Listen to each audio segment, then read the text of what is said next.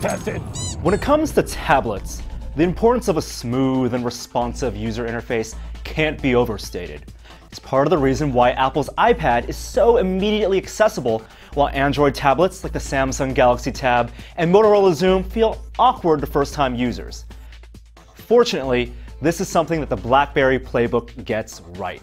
In fact, RIM's PlayBook provides a smoother, more fluid UI experience than any other tablet I've tested, aside from the iPad. Unfortunately, the PlayBook falls disappointingly short when it comes to other baseline features that users expect from tablets. The PlayBook is a 7-inch tablet, a form factor that I'm a big fan of. With a 16:9 aspect ratio screen, it's meant to be used in the landscape position, much like the Motorola Xoom. And with a weight of just under 15 ounces, the PlayBook is very comfortable to hold for long periods of time. Having used the PlayBook as my primary tablet for several weeks, I found it really difficult to go back to larger and heavier tablets, like the iPad, or even the iPad 2. I've said it before and I'll say it again. Steve Jobs was wrong to dismiss 7-inch tablets. The PlayBook's 1024x600 resolution screen is also one of the most vibrant I've seen on a tablet. Though it's a TFT LCD instead of an IPS display, the panel produces vivid colors with great contrast and generous viewing angles. Web pages, video, and photos really pop on the PlayBook screen, and the relatively high pixel density of 170 ppi means that images and text look sharp as well. Under the hood, the PlayBook is powered by a dual-core Texas Instruments Cortex-A9 processor and hosts a gigabyte of RAM, with graphics running on a PowerVR core. The considerable horsepower in the PlayBook grants it a unique feature among today's tablets: real multitasking. Unlike iOS or Android, the PlayBook's operating system, QNX, allows multiple applications to run simultaneously, instead of using save states or services to simulate app switching. Being able to load web pages in the background while watching a video or running other tasks was delightful, and really highlighted the shortcomings of fake multitasking on other tablets. RIM's other awesome innovation is the PlayBook's touch-sensitive bezel. Instead of relying on physical or even capacitive menu buttons, the PlayBook uses simple swipe gestures on the bezel to launch the home screen and access app settings. RIM smartly makes users run through a tutorial during the PlayBook setup process to learn how to use these gestures, but I found them very intuitive to use after only minutes. I wish the gestures were more customizable though. They aren't programmable and can't be turned off, and I did find myself accidentally activating them from time to time.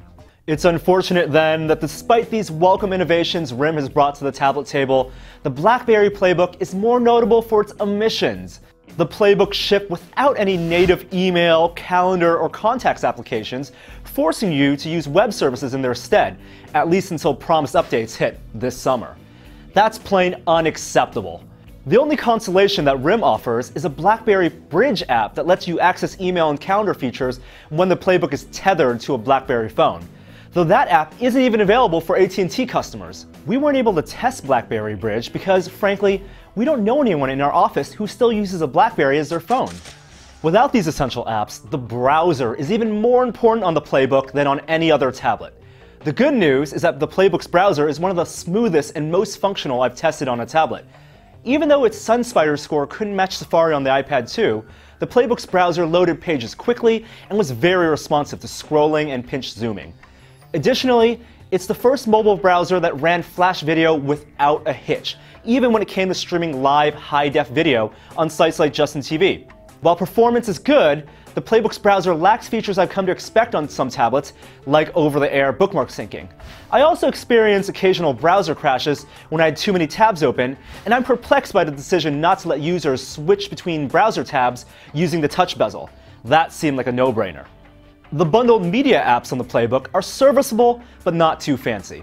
The tablet handled music and video playback well, and video codec support is especially generous. The PlayBook was able to play high-definition MPEG-4, H.264, and even WMV videos. The PlayBook's battery life is also quite good. I was able to run the tablet for almost 9 hours while playing high-def video with Wi-Fi turned on. Standby time was equally impressive. The PlayBook dropped only 5% battery life in sleep mode when not in use for a full day.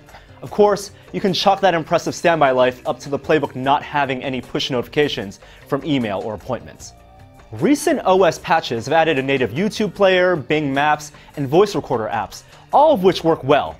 The camera app doesn't have tap to focus, but makes good use of the PlayBook's 5-megapixel rear camera and 3-megapixel front camera, both of which can capture 1080p video with decent image stabilization. Photos look much better than the ones captured with the iPad 2, regardless of lighting, and the camera is on par with the zooms. And while the PlayBook does support video chat, it's limited only to other PlayBook owners right now.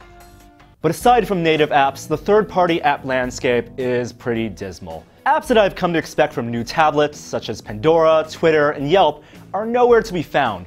A native Facebook app was only released recently. The best I can say is that the PlayBook, as it is today, shows promise for RIM's tablet future.